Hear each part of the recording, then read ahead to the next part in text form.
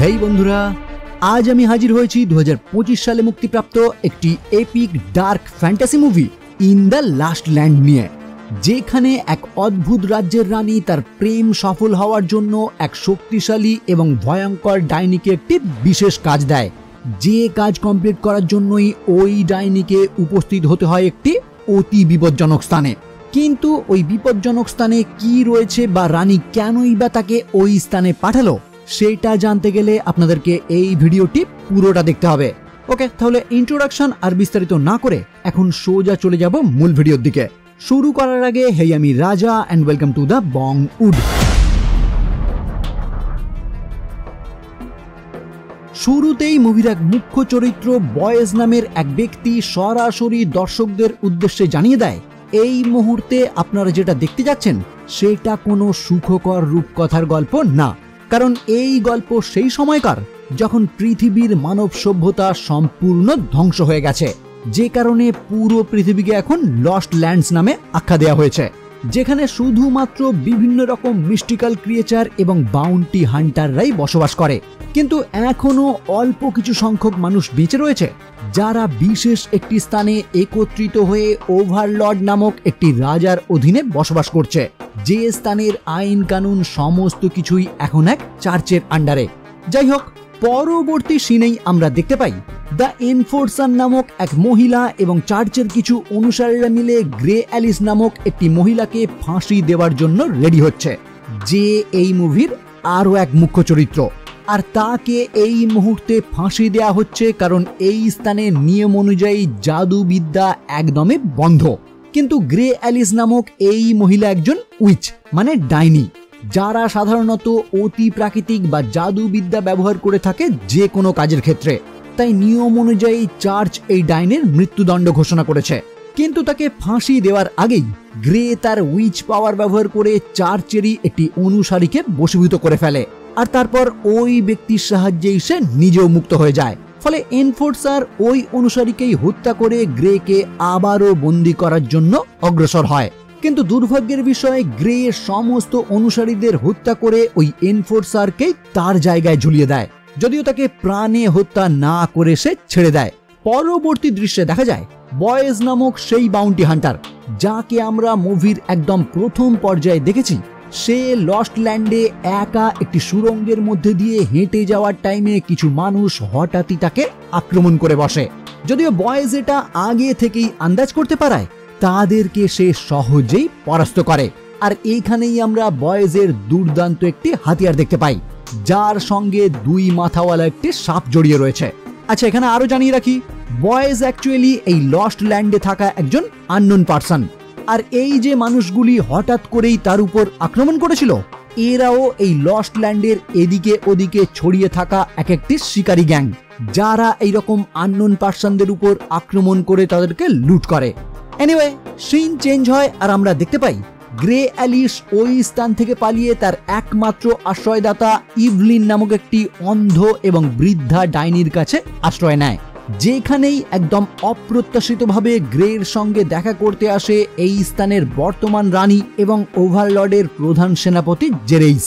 আসলে রানী কোথা থেকে জানতে পেরেছে এই গ্রে অ্যালিস নামক উইচ টাকার বিনিময়ে যে কোনো কারোর ইচ্ছা সম্পূর্ণ করে, আর রানীর বর্তমানে ইচ্ছা সে একজন শেপ শিফটার ওয়ার উলফে পরিণত হবে, মানে বিশেষ বিশেষ সময়ে সে তার রূপ পরিবর্তন করতে পারবে।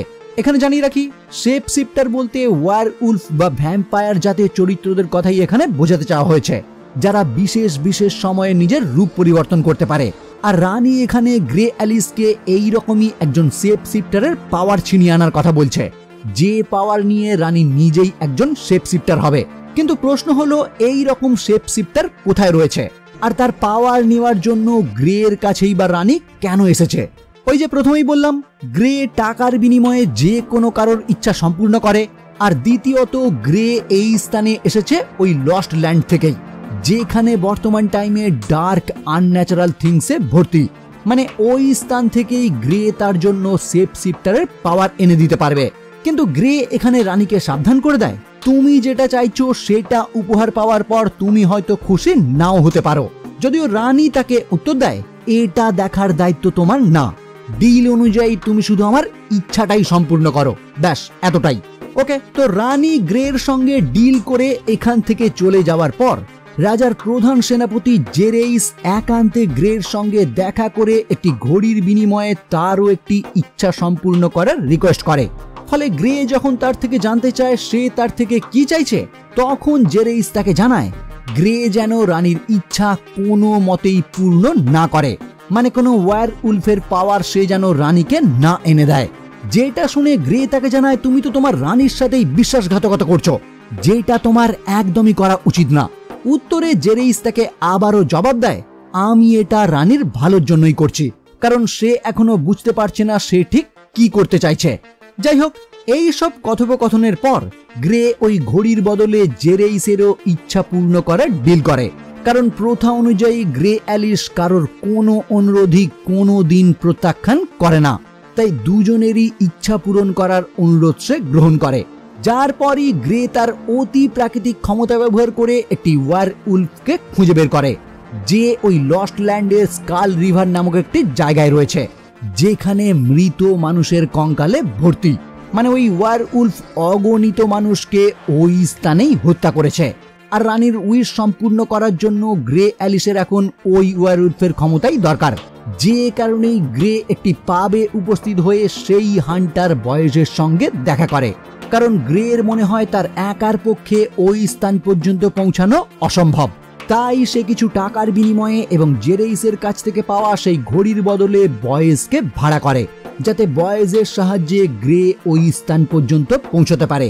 কিন্তু এইখান থেকে রওনা হওয়ার আগেই এনফোর্সার এবং তার সহযোগীরা ওই স্থানে উপস্থিত হয় গ্রেকে আবারও বন্দী করার জন্য। যদিও বয়েজ তার সেই বিশেষ হাতিয়ারের সাহায্যে তাদেরকে বাধা প্রদান করে গ্রেকে নিয়ে সহজেই এখান থেকে পালিয়ে যায়, কিন্তু দুঃখের বিষয় ওই সাপটিকে এনফোর্সার হত্যা করে, যে কারণে বয়েজ তাদের উপর খুবই রেগে যায়। আচ্ছা, এখানে জানিয়ে রাখি বর্তমান টাইমে ওভারলর্ড মানে এই স্থানের রাজা খুবই অসুস্থ, হয়তো খুব শীঘ্রই সে মারা যেতে চলেছে। আর রানী আশায় আছে ওভারলর্ড মারা যাওয়ার পর সেই হবে এই স্থানের সর্বেসর্বা। কিন্তু প্রবলেম হলো রানীর ক্যারেক্টার একদমই ভালো না। বয়েজ নামক ওই হান্টারের সঙ্গে রানীর গোপন সম্পর্ক আছে, আর সেই সম্পর্ক অনুযায়ী রানী চায় ওভারলর্ড মারা যাওয়ার পর বয়েজকে সে পাকাপাকি ভাবে নিজের করে নেবে। কিন্তু এখানেও প্রবলেম হলো রাজার প্রধান সেনাপতি জেরেইস আবার রানীকে খুবই পছন্দ করে, তাই তার মনের আশা ওভারলর্ড মারা যাওয়ার পর রানী হয়তো তাকেই নিজের করে নেবে, যে কারণেই বর্তমান টাইমে রানীকে সে সমস্ত বিপদ থেকে রক্ষা করে আসছে। কিন্তু আগেই যে আপনাদের বলেছি এই স্থানের সমস্ত নিয়ম কানুন এখন একটি চার্চের আন্ডারে রয়েছে, সেই চার্চের প্রধান উপদেষ্টা প্যাট্রিয়াক আবার আশাবাদী ওভারলর্ড মারা যাওয়ার পর সেই হবে এই স্থানের নেক্সট রাজা, যে কারণে এনফোর্সার এবং তার সহযোগীদের সঙ্গে নিয়ে প্যাট্রিয়াক তাদের বর্তমান রানীকে উৎখাত করারও একটি ষড়যন্ত্র করছে, যেটা বুঝতে পেরেই রানী তার নিজের ক্ষমতা বাড়ানোর জন্য শেপ শিফটারের ক্ষমতা অর্জন করতে চাইছে, যাতে ভবিষ্যতে তার বিরুদ্ধে কেউ কোনো কথা না বলতে পারে। যদিও রানীর শেপ শিফটার হতে চাওয়ার আরো একটি কারণ রয়েছে, সেটা আপনারা মুভির একদম লাস্ট পর্যায়ে বুঝতে পারবেন। ওকে, তো এর পরবর্তীতে দেখা যায় এনফোর্সার সেই বৃদ্ধা উইচকে প্যাট্রিয়াকের সামনে নিয়ে আসে, যার কাছেই গ্রে অ্যালিস আশ্রয় নিয়েছিল। আর এই বৃদ্ধার থেকেই তারা জানতে পারে রানী এবং জেরেইস দুজনে মিলে কোনো এক বিশেষ কাজের জন্য গ্রে অ্যালিসের কাছে উপস্থিত হয়েছিল, যেটা জানতে পেরেই প্যাট্রিয়াক এনফোর্সারকে দায়িত্ব দেয় যে কোনো উপায়ে গ্রে অ্যালিসকে বন্দি করে সকলের সামনে এই কথাটা স্বীকার করাও, যাতে এই অপরাধে বিনা বাধায় রানীকে উৎখাত করা যায়। মানে এই স্থানের নিয়ম অনুযায়ী জাদুবিদ্যা একটি অপরাধ, তাই যারা জাদুবিদ্যা করে তাদের থেকে কোনো সাহায্য নেওয়াটাও একটি অপরাধ। তাই রানী যে গ্রে অ্যালিসের কাছে গিয়েছিল সাহায্য চাইতে, এইটা যদি গ্রে সকলের সামনে স্বীকার করে তাহলে সেই অপরাধে রানীকে উৎখাত করাটাও সহজ হয়ে যাবে, আর প্যাট্রিয়াকের পরবর্তী রাজা হওয়ার পথ আরো ওপেন হয়ে যাবে। যাই হোক, ওদিকে দেখা যায় গ্রে এবং বয়েস লস্ট ল্যান্ডে বেশ কিছুটা পথ অতিক্রম করার পর বয়েস তার এক পুরনো বন্ধু রস এবং মারার ডেরায় উপস্থিত হয়, যেখানে একটা রাত কাটিয়ে পরবর্তী দিন তারা আবারও বেরিয়ে পড়ে স্কাল রিভারের উদ্দেশ্যে। কিন্তু ক্ষণিকের মধ্যেই এনফোর্সার এবং তার টিম রস এবং মারাকে বন্দি বানিয়ে তাদের টর্চার করেই জেনে নেয় বয়েজ এবং ওই উইচ বর্তমানে স্কাল রিভারের উদ্দেশ্যে রওনা হয়েছে। কিন্তু এটা জানিয়ে দেওয়ার পরেও মারাকে বন্দি বানিয়ে রসকে তারা সেখানেই হত্যা করে। ওইদিকে দেখা যায় আরো কিছু দূর যাওয়ার পর বয়েজ একটি উঁচু জায়গা অতিক্রম করার জন্য তার এক বন্ধু সাইরাসকে খুঁজতে শুরু করে, কারণ এই স্থান থেকে অন্যদিকে একমাত্র যাওয়া যাবে একটি কেবল কারের মাধ্যমে, যে কাজে সাইরাসই তাদেরকে একমাত্র হেল্প করতে পারে। কিন্তু দুঃখের বিষয় এনফোর্সার এবং তার টিম আগেই ওই স্থানে উপস্থিত হয়ে সাইরাসকে হত্যা করে আর বর্তমানে তাদের দুজনকেই চারিদিক থেকে ঘিরে ফেলে। আর এইবার এনফোর্সার তার টিমের সকলকেই চোখ ঢেকে রাখার জন্য সানগ্লাস পরিয়ে দেয়, যাতে গ্রে তার ক্ষমতা ব্যবহার করে কাউকেই বশীভূত করতে না পারে। তো এখানে এনফোর্সার প্রথমেই বয়েজকে অফার দেয় সে যেন এই উইচকে বন্দি বানাতে চার্চকে হেল্প করে, কিন্তু বয়েজ তাকে জানায় গ্রে তাকে প্রথম হায়ার করেছে, তাই হান্টারদের নিয়ম অনুযায়ী তার কাজ কমপ্লিট করার আগে অন্য কারোর কাজ সে কখনোই নিতে পারে না। ফলে বয়েজকে শাস্তি দেওয়ার জন্য মারাকে এনফোর্সার সেখানেই হত্যা করে, যেটা দেখেই বয়েজ এবং গ্রে তাদের বিরুদ্ধে সঙ্গে সঙ্গেই লড়াই করতে শুরু করে। কিন্তু এনফোর্সারের টিম সংখ্যায় এতই বেশি ছিল যে তাদের সঙ্গে পেরে উঠতে না পেরে এক প্রকার নিরুপায় হয়েই সেই কেবল কারের মাধ্যমে তারা অন্যদিকে রওনা হয়, যেটা দেখে এনফোর্সারও সঙ্গে সঙ্গে সেই কেবল কেটে তাদেরকে আটকানোর চেষ্টা করে, কিন্তু ততক্ষণে তারা অন্য প্রান্তে পৌঁছে যায়। ফলে এনফোর্সার লাস্ট পর্যন্ত স্নাইপার ব্যবহার করে বয়েজকে হত্যা করার চেষ্টা করে।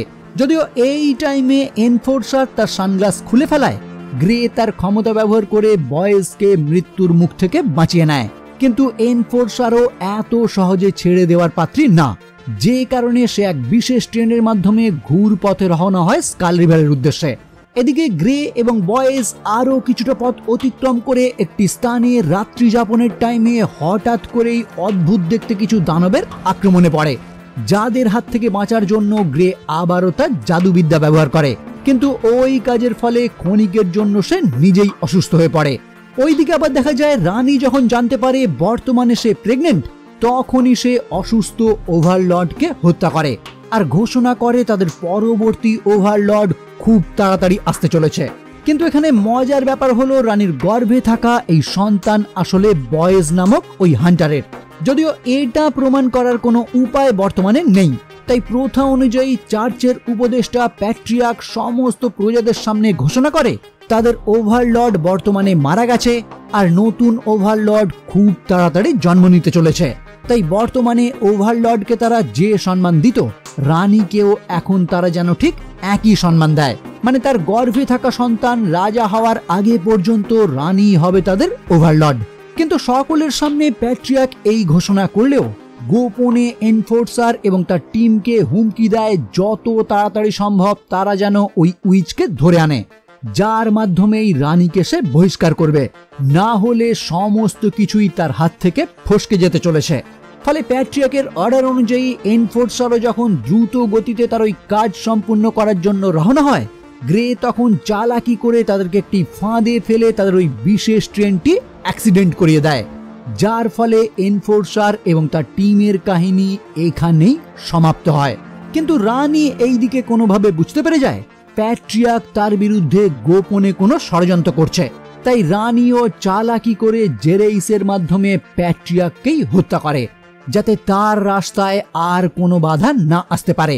আর জেরেইস যেহেতু রানীকে মনে মনে ভালোবাসে, তাই তার এক কথাতেই সেও প্যাট্রিয়ার্ককে হত্যা করে।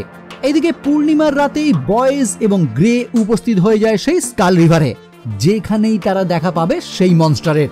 কিন্তু বয়েজ এখানে বারবার গ্রেকে রিকোয়েস্ট করে এখান থেকে ফিরে যাওয়ার জন্য, কারণ এই কদিনে বয়েজ গ্রের প্রেমে পড়ে গেছে। কিন্তু গ্রে তাকে জানিয়ে দেয় এভাবে সে এখান থেকে চলে যেতে পারে না, তাকে তার কাজ কমপ্লিট করতেই হবে। ফলে সিলভারের কিছু নোক জাতীয় অস্ত্র দিয়ে গ্রেও তৈরি হয়ে যায় সেই ওয়্যার উলফের সঙ্গে লড়াই করার জন্য। আর ঠিক এর পরবর্তীতেই পূর্ণিমার চাঁদ যখন সম্পূর্ণ উদয় হয়, তখন আমাদের সকলকেই অবাক করে দিয়ে বয়েজই ওয়্যার উলফের রূপান্তরিত হয়। মানে গ্রে এই স্থানে যে ওয়্যার উলফের পাওয়ার নেওয়ার জন্য উপস্থিত হয়েছে, সেটা আসলে বয়েজ নিজেই। যে কারণেই বয়েজ তাকে এখান থেকে আগে ভাগে ফিরে যেতে বলছিল, কারণ ওয়্যারউলফে পরিণত হওয়ার পর কোনো মানুষই তার হাত থেকে রেহাই পায় না, সকলেই এই স্থানে মারা যায়। কিন্তু গ্রে এখানে তার জাদুবিদ্যার মাধ্যমে কিছু ইলিউশন তৈরি করে ওই ওয়্যারউলফকে সহজেই হারিয়ে দেয়।